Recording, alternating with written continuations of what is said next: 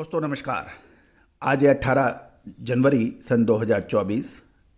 Colonel Ajay CO Ajay astro money guru. दोस्तों Ajay astro money गुरु देश का पहला चैनल है जो आपको देश विदेश की खबरों से रूबरू कराता है, विश्लेषण देता है और महत्वपूर्ण खबरों से आपको लगातार अपडेट करता है। दोस्तों बजट जल्दी अनाउंस होगा और उससे पहले बजट पर उम्मीदें जनता, व्यापारी और निवेशकों ने लगा रखी है। खबर निकल के आ रही है कि सरकार फर्टिलाइजर सब्सिडी को 12% घटने और फूड सब्सिडी को 10% बढ़ने के आसार नजर आ रहे हैं। जानिए पूरी रिपोर्ट विस्तार से। दोस्तों अगले वित्त वर्ष के लिए सरकार फूड एंड फर्टिलाइजर सब्सिडी के लिए महत्वपूर्ण निर्णय ले सकती है और इसके लिए लगभग 4 लाख करोड़ का आवंटन यानी अलॉटमेंट हो सकता है, ऐसी संभावना है। 31 मार्च को खत्म हो रहे चालू वित्त वर्ष के दौरान देश का कुल बजट खर्च लगभग 45 लाख करोड़ रुपए बताया जा रहा है। इसमें से लगभग 9% जो पार्ट है वो फूड एंड फर्टिलाइजर पर सब्सिडी की में रखा गया है। गौरतलब है कि फूड सब्सिडी 10% बढ़ने और फर्टिलाइजर सब्सिडी 12% घटने की एक उम्मीद लगाई जा रही है। जहां तक उपभोक्ता मामले, खाद्य एवं सार्वजनिक वितरण मंत्रालय ने अगले वित्त वर्ष के लिए खाद्य सब्सिडी की लगभग 2.2 लाख करोड़ रुपए की संभावना है।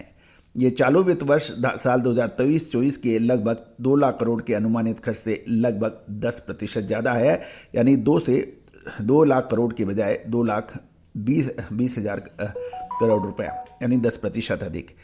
इसके अलावा आगामी वित्त वर्ष के लिए फर्टिलाइजर सब्सिडी 1.75 लाख करोड़ होने का अनुमान है, जो कि चालू वित्त वर्ष में लगभग 2 लाख करोड़ रुपए के मौजूदा अनुमान से कम लगाई जा रही है। गौरतलब है कि लोकसभा चुनावों से पहले आने वाले अंतरिम बजट में सरकार सब्सिडी को लेकर सतर्क हो सकती है। दोस्तों ये तो एक महत्वपूर्ण बात है कि यदि फूड सब्सिडी 10% बढ़ेगी और फर्टिलाइजर सब्सिडी 12% घटेगी तो इस हाथ दे उस हाथ ले वाली बात हो रही है। यदि फर्टिलाइजर की कीमतें बढ़ेगी सब्सिडी कम होने की वजह से, तो निश्चित रूप से इसका असर किसानों पर पड़ेगा। लेकिन फूड सब्सिडी बढ़ने से सरकार रियायती दरों पर खाद्य सामग्री आम जनता को सुलभ करा सकती है, जिसमें किसान भी शामिल हैं। दोस्तों ये तो निश्चित है कि फर्टिलाइजर सब्सिडी घटने से एक आम किसान को फर्क जरूर पड़ेगा।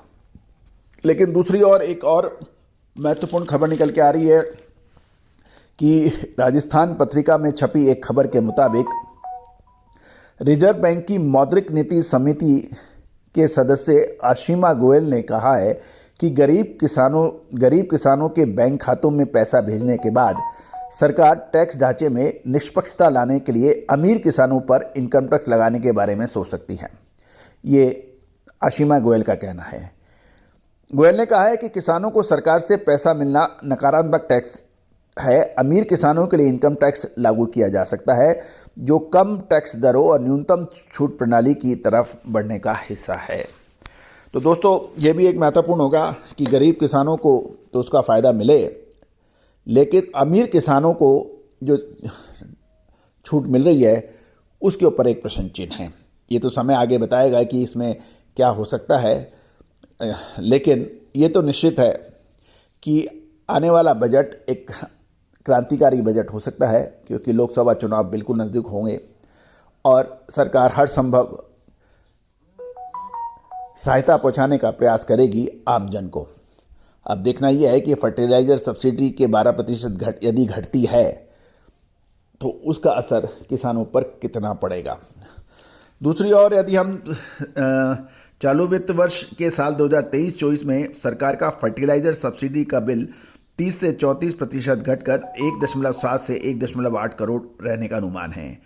केंद्रीय केमिकल और फर्टिलाइजर मंत्री मनसुख मांडविया को माने तो उनके मुताबिक दुनिया भर में फर्टिलाइजर की कीमतों में कमी और यूरिया के कम आयात के चलते ये कमी आ सकती है। मांडविया के मुताबिक रेड सी संकट की वजह से देश में फर्टिलाइजर की अभी कोई कमी नहीं है। ये तो कहना है सरकार का। देखना है कि आगे इसका क्या प्रभाव होगा, लेकिन हम प्रयास करेंगे आपको हर इम्पॉर्टेंट खबर आपको रूबरू कराएं। दोस्तों आपको हमारा चैनल कैसा लगता है, अपनी राय अवश्य दीजिएगा। साथ साथ कमेंट बॉक्स में अपने कमेंट जरूर कीजिएगा। यदि फर्टिलाइज़र यानी खाद में सरकारी सब्सिडी 12% घटेगी तो उससे किसानों को क्या फ़र्क पड़ सकता है, साथ साथ फूड सब्सिडी 10% बढ़ने से इसका के बारे में आपका क्या कहना है। दूसरा कमेंट बॉक्स इसीलिए है कि आपकी राय भी पूरा देश देखें। आपका अपना चैनल जो 1 करोड़ 5 लाख व्यू से अधिक रखता है, साथ साथ 1,07,000 इसके रजिस्टर्ड यूजर हैं। दोस्तों आपका जुड़ाव हमारे चैनल से होना हमारे लिए बड़े गौरव की बात है और हमारा प्रयास ये है कि हम आपको हर महत्वपूर्ण खबर से रूबरू कराएंगे। All the very best, good luck, happy trading.